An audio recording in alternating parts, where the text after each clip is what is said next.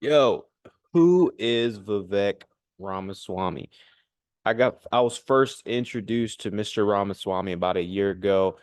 I can't remember exactly which interview it was, but as soon as I saw him, I said, "Hey, this dude," I think it was on Candace Owens. I said, "Hey, this dude is going to be the next president of the United States." And there's a very big possibility for that. Um, he does have some hurdles to jump.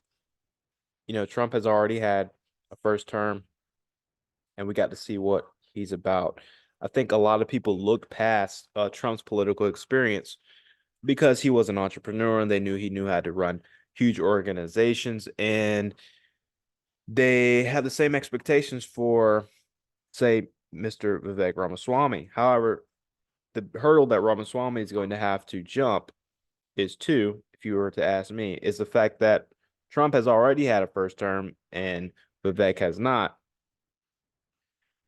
Ultimately, I think God picks our leaders. I even think that he picked Biden because Biden showed us just how bad the state of America is and how much we've lost our Christian Judeo values that allowed us to thrive for so long. And without them, we see just how bad things have become.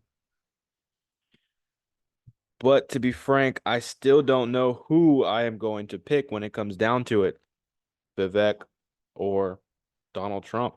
You put them on the stage. I don't know who's going to have more of a pull on the American public or on myself.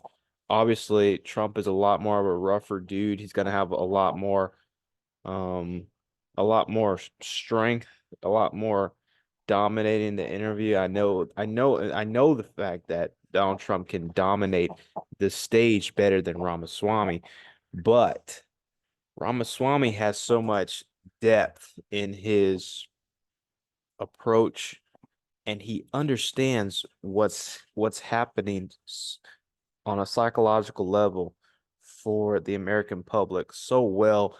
I don't even know if Trump has a grasp on those grassroots people who are striving for that message. And the reason I say that Trump on some issues, take the vaccine for example, the people, the MAGA group, if you will, uh, they hate this idea of Trump having taken the vaccine because it shows them that Trump is not so anti-establishment as they once had thought.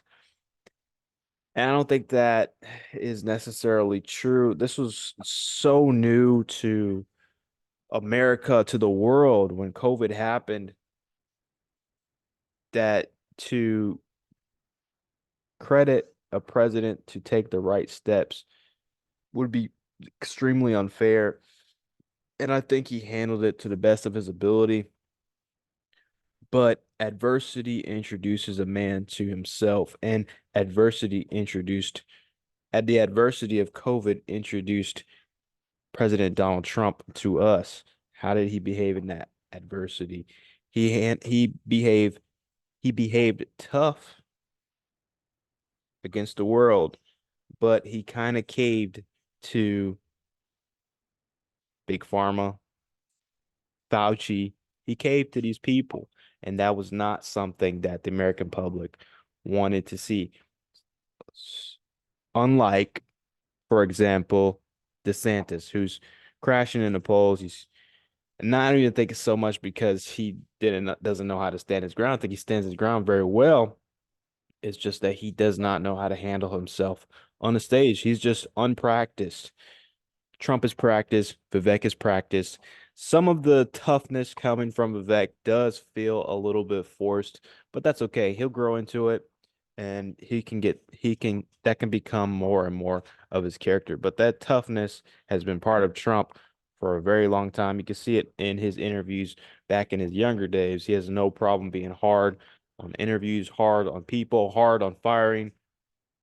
He's got no problem being hard, but he wasn't hard on Big Pharma, and that put a big monkey wrench in the MAGA party because it led them to trust him less. And Vivek's messaging is so strong right now.